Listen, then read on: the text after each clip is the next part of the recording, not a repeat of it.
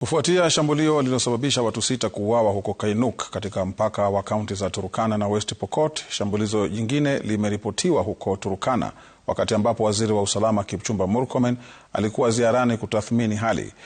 Murkomen amesema kuwa serikali imewatambua wanaoeneza uhasama mpakani na mpango wa kuwapokonya silaha unaimarishwa. Aidha, amesema kwa operesheni maalum inayolenga mpaka wa West Pokot na Turkana itafanyika katika wiki chache zijazo ili kurejesha amani.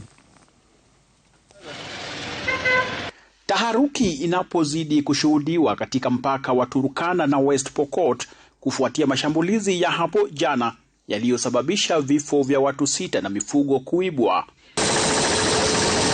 Waziri wa usalama Kipchumba Murkomen na kikosi kizima cha usalama nchini walitua Kainuk kutathmini hali.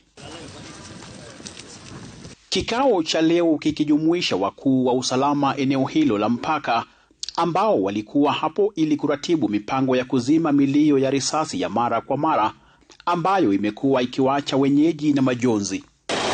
Mwezi Januari mwaka huu pekee, mapigano yamesababisha jumla ya vifo vya watu 9 kwenye mpaka wa Turkana na West Pokot. Baada ya kikao cha faragha kilichoandaliwa eneo la Maro, Murkomen alitoa onyo kwa wanaochochea usalama. And they have been profiled. We know where they are.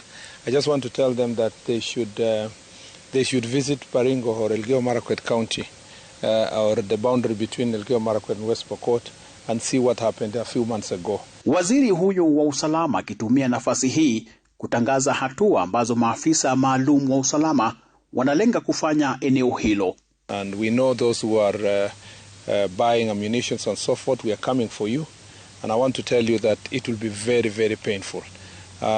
We have gone through this before, so they cannot scare us. Our next phase was between Turkana and West Pokot County, and this is an exercise we are doing in the next few months.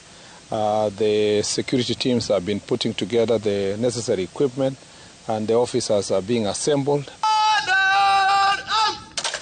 Kinaya ni kwamba hata wakati ambapo Murkomen alikuwa akifanya kikao, kulitokea tena mashambulizi Turkana. Some of those attempted attacks, in fact, we have been told that there was today an attack within Turkana itself, between 2 groups within Turkana itself. It's very shameful.